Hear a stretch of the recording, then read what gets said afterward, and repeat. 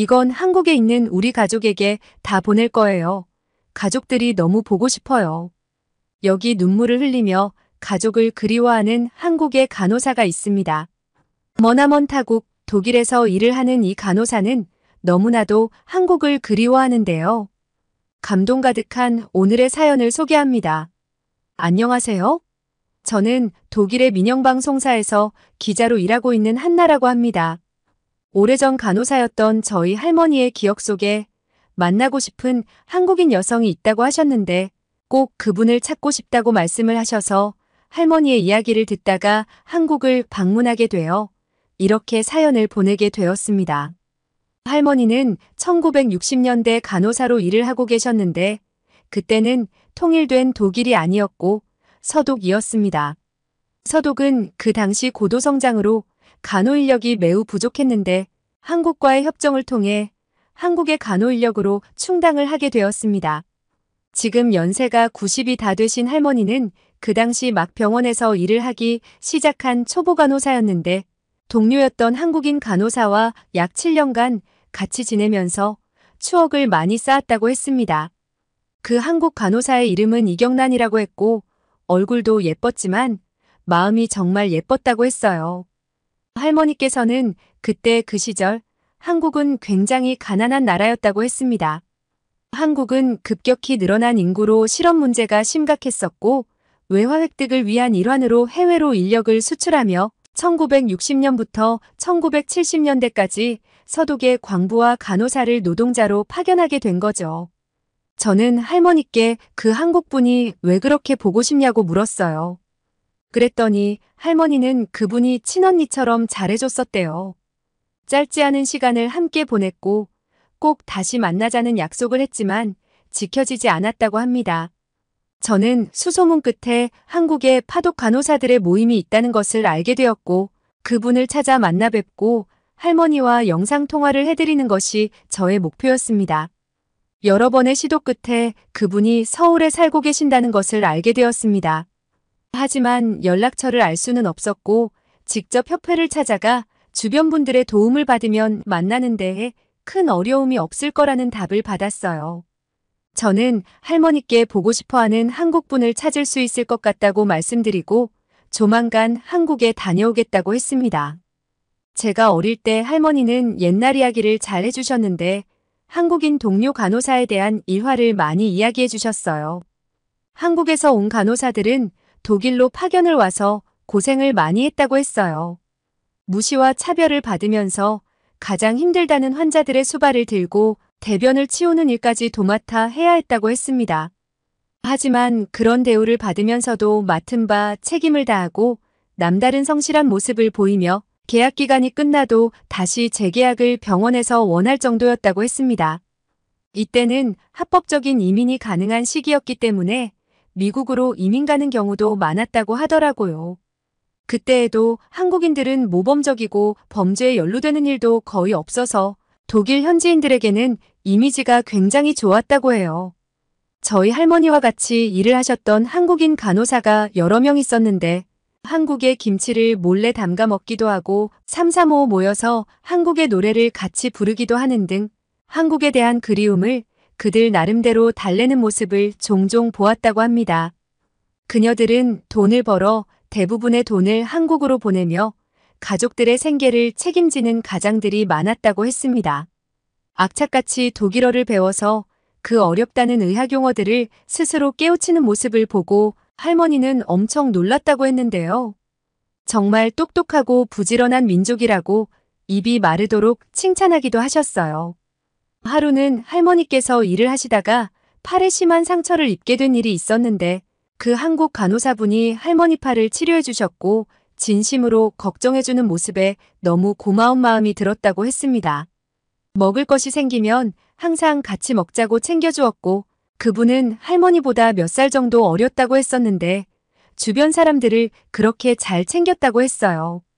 집에 무슨 일이라도 생기면 내 일처럼 나서서 도움을 주려고 했던 모습들이 생생히 기억이 난다고 하셨죠. 할머니가 간절히 그분이 보고 싶다고 하시니 도저히 모른 척할 수가 없었습니다. 요즘 할머니의 병세가 심해지기도 했고 언제 돌아가실지도 모르는 상황이라 빨리 그분을 전화로라도 만나게 해드리고 싶었습니다. 한국으로 출발하는 날 할머니께 잘 다녀오겠다는 말씀을 드리고 비행기에 몸을 실었습니다. 기자로 일하다 보니 여러 나라를 갈 일이 많은데 중국과 일본은 다녀온 적이 있지만 한국은 처음이었습니다. 중국과 일본도 관광을 위한 방문이 아니었고 취재를 하기 위해 갔던 거라 크게 기억에 남는 건 없지만 각 나라의 국민의 특성 정도는 파악이 되었습니다. 중국 같은 경우 처음에 도착했을 때 고층 빌딩도 많고 발전된 도시를 보면서 놀란 것도 사실인데요. 그건 도시 중심부만 그랬을 뿐 조금만 도시를 벗어나자 여전히 낙후된 모습을 곳곳에서 어렵지 않게 볼 수가 있었습니다. 그리고 중국 국민들의 시민의식에 큰 실망을 하였는데 제가 잠깐 공항에서 캐리어를 화장실 앞에 두고 손을 씻고 나올 때였어요. 눈앞에서 캐리어를 훔쳐 달아나는 도둑을 보았지만 소리치며 쫓아가도 주변 사람 누구 하나 도와주지 않았던 경험을 했기 때문이죠. 아무리 외국인이지만 그렇게 모른 척할 수가 있나 라는 생각이 들면서 굉장히 서럽고 속상했던 기억이 납니다. 하지만 일본은 확실히 다르긴 했습니다. 일본인들은 굉장히 친절하고 조용한 사람들이었죠. 그렇지만 너무 과하게 예의를 차리는 모습이 부담스러웠고 약간의 새침대기 같은 모습도 있었으며 가식적인 부분들도 있었습니다. 미안하다는 말과 감사하다는 말을 과하게 많이 했지만 실제로 미안해한다는 느낌을 받지 못했거든요. 진심이 느껴지지 않았다는 말이죠. 아시아 국가들의 이렇게 좋지 않은 경험을 해서인지 한국도 비슷할 거라는 생각을 하였습니다. 하지만 한국에 도착하자마자 저의 생각이 틀렸다는 것을 알았어요. 일단은 공항의 규모에 압도당했는데 알고 보니 인천공항은 영국의 항공서비스 전문기관인 스카이트랙스에서 발표한 세계 공항 순위 3위를 기록한 곳이더군요. 인천공항을 이용해본 외국인들은 다시 오고 싶은 곳이라고 칭찬 일색이라고 하던데 정말 깨끗하고 최고의 시설로 갖춰진 곳이었습니다. 어떻게 찢어지게 가난했던 나라가 이렇게 빠른 성장으로 유럽의 선진국 공항보다도 더 훌륭한 시설과 인프라를 구축하게 되었는지 도저히 눈으로 보고도 믿을 수가 없었습니다. 세계 최강국인 미국은 10위 안에도 들지 못했더라고요. 저는 할머니께 보여드리기 위해 발전된 한국의 공항 모습 사진을 여러 장 찍었습니다. 일본의 공항도 참 좋다고 생각했었는데 인천공항이 훨씬 더 좋아 보였죠. 협회의 도움으로 파독간호사로 일하셨던 분의 가족분과 연락이 닿았고 그분이 여러 개의 연락처를 가지고 있다고 하셔서 그분이 계신 곳으로 찾아가기로 하였습니다. 인천공항에서 공항버스를 타게 되었는데 교통이용 안내 표지판이 잘 되어 있어서 서울행 버스를 타려면 어디로 가야 하는지 어렵지 않게 찾을 수가 있었습니다. 그리고 제가 승차권 구매하는 것을 잘 몰라서 두리번거리며 망설이는 모습을 하고 있으니 한국인들이 친절하게 도움을 주어서 정말 감사했죠. 무인 자판기에서 손쉽게 승차권을 구매할 수가 있었고 17,000원이면 제가 가려고 했던 방이동까지 편하게 갈 수 있었습니다. 좌석은 따로 표기되지 않았고 아무 자리나 앉으면 된다고 했어요. 이 모든 걸 지나가던 한국인이 가르쳐준 것이랍니다. 버스를 타는 곳으로 이동을 했더니 버스 도착 시간을 친절하게 안내해주는 전광판이 있었고 외국어로 표기해 주어서 쉽게 알아볼 수가 있었죠. 버스가 도착해서 탑승을 하여 자리에 앉았고 자리가 엄청 넓진 않았지만 편안한 좌석이었습니다. 버스를 타고 한국의 모습을 보는데 제가 다 가슴이 벅찼습니다. 잘 가꾸어진 도시에는 높은 빌딩이 수도 없이 들어서 있었고 얼굴에 부티가 느껴지는 사람들까지 이건 완벽한 선진국의 모습이었습니다. 할머니는 아직도 한국이 가난하게 살고 있다고 생각하고 계시거든요. 그 옛날 찢어지게 가난해서 외국에 일을 하러 온 한국인들의 나라가 이런 모습을 하고 있다는 걸 보시면 얼마나 놀라실까요? 방이동에 도착해 그 가족분이 계신다는 곳으로 향했습니다. 사무실로 들어가자 바로 저를 알아보신 그분은 정말 반갑게 맞아주셨어요. 그분은 파독간호사로 일하셨던 한 분의 딸이었는데요. 어머니는 몇 년 전 돌아가셨다고 했어요. 그분 역시 어머니께서 독일에서 있었던 이야기를 많이 해주셔서 저보다도 더 많은 이야기를 알고 계셨어요. 그 당시 광부도 약 8천 명 정도 파견이 되었었다고 하더군요. 간호사들도 고생을 많이 했지만 광부들 역시 힘든 노동 환경에서 사망을 하거나 다치는 일이 많았다고 합니다.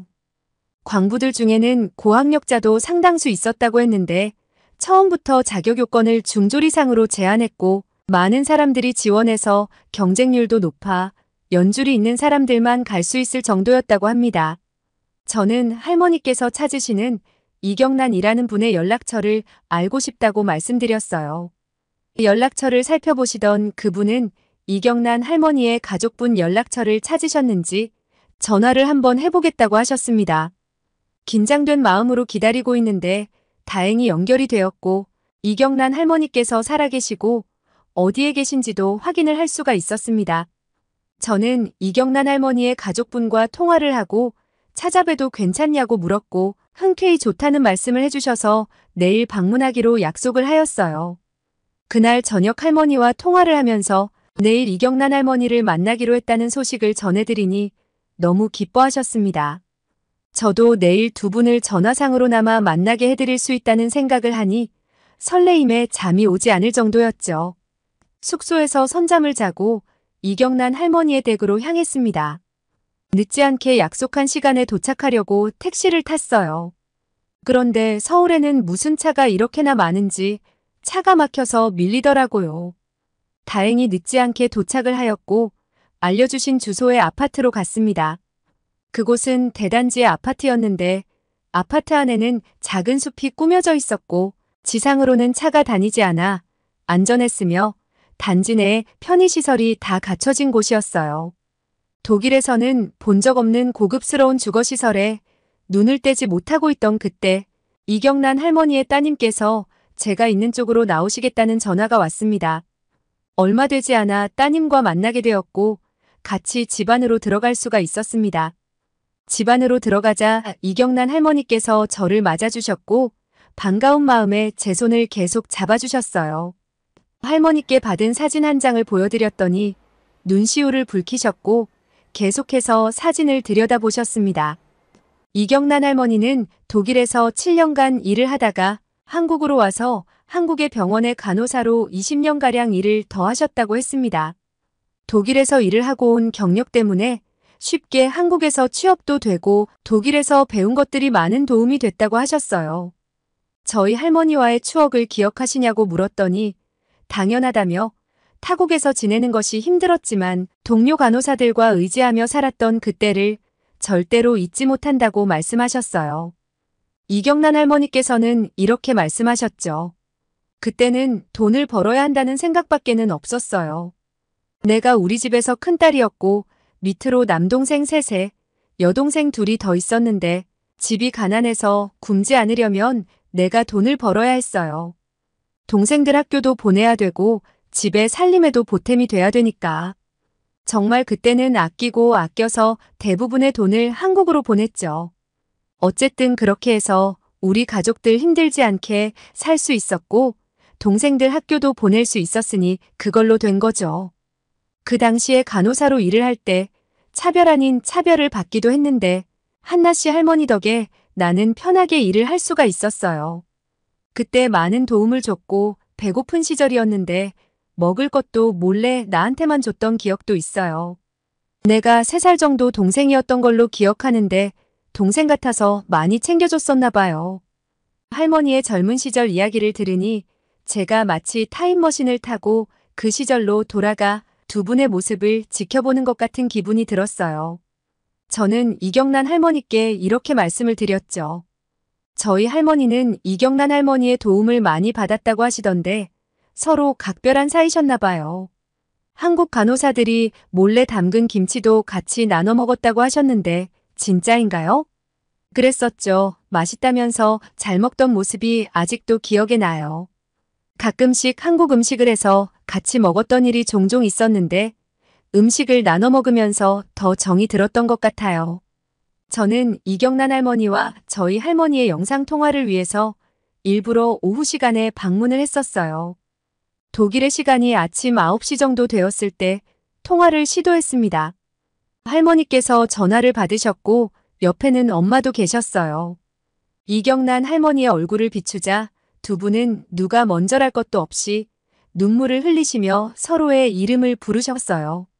젊은 날을 함께 했는데 이제는 백발 노인이 되어 다시 재회한 두 분의 모습이 눈부시게 아름답다는 생각이 들었습니다. 자신의 이야기는 하지 않고 오로지 상대의 안부만을 묻는 것을 보며 진심으로 서로를 위하는구나 라는 걸 알 수가 있었어요. 두 분의 통화가 끝나고 이경란 할머니께서 가지고 계셨던 여러 장의 그 당시 사진을 할머니께 보여드리기 위해 핸드폰 카메라로 찍어두었습니다. 이 댁에서 간식을 내어주셨는데 떡과 식혜라고 하는 것이었습니다. 빵처럼 생긴 떡은 알고는 있었지만 실제로 본 적은 없었는데 인절미와 구운 가래떡을 주셨어요.